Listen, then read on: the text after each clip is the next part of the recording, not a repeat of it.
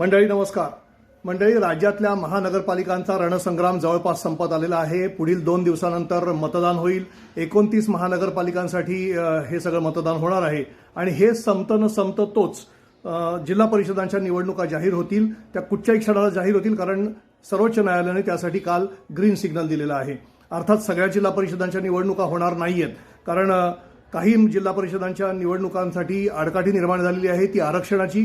आणि आरक्षणाची आडकाठी अशी आहे की 50% आत आरक्षण असायला पाहिजे, अशा पद्धतीचे निर्देश सर्वोच्च न्यायालयाचे असताना देखील काही जिल्हा परिषदांनी, म्हणजे 20 जिल्हा परिषदांनी आणि पंचायत समित्यांमध्ये 50%पेक्षा जास्त, काही ठिकाणी तर जवळपास 100%च्या आसपास हे आरक्षण जाऊन पोहोचलेलं आहे. म्हणजे खुल्या वर्गातल्या लोकांनी निवडणूकच लढवायची नाही की काय, अशा पद्धतीचं प्रश्नचिन्ह निर्माण झालेलं आहे आणि त्यामुळे तो विषय सर्वोच्च न्यायालयामध्ये अडकलेला आहे.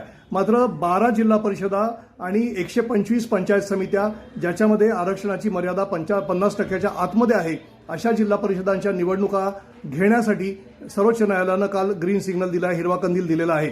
आता मुद्दा असा आहे की उरलेल्या जिल्हा परिषदांचं काय होणार. या उरलेल्या जिल्हा परिषदांसाठी जी सुनावणी आहे ती 21 जानेवारीला होणार आहे, म्हणजे आणखीन पुढच्या साधारणपणे 8 दिवसामध्ये.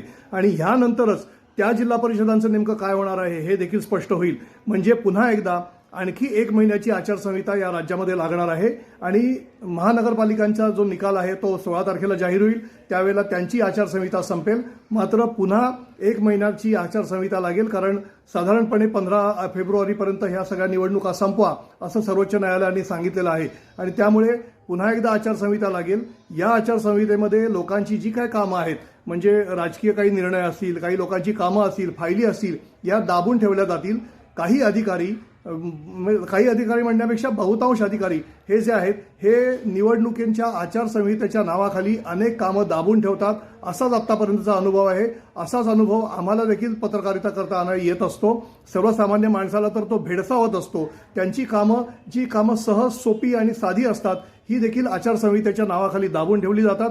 आता आचारसंहिता आहे आणि त्याकरता ही कामं करता येणार नाही अशा पद्धतीचं सर्रास सांगितलं जातं. वास्तविक त्याचा आचारसंहितेशी काही संबंध नसतो. त्याच्या पलीकडे जाऊन काही अधिकारी उपलब्धच नसतात. मग ते जिल्हा परिषदांच्या कामाच्या निवडणुकीमध्ये गुंतलेले असतील, महापालिकांच्या कामामध्ये गुंतलेले असतील, त्यामुळे महसूल यंत्रणा असेल किंवा अन्य काही यंत्रणा असेल, ही संपूर्ण उपलब्धच नसते. त्यामुळे सर्वसामान्य माणसाची कामं रखडलेली असतात आणि ही रखडलेली कामं एकदाची संपतील 15 फेब्रुवारीला. आणि त्याच्या कामं संपतील म्हणण्यापेक्षा आचारसंहिता संपेल आणि त्याच्यानंतर तरी किमान या सगळ्या जी कामं आहेत ती मार्गी लागतील.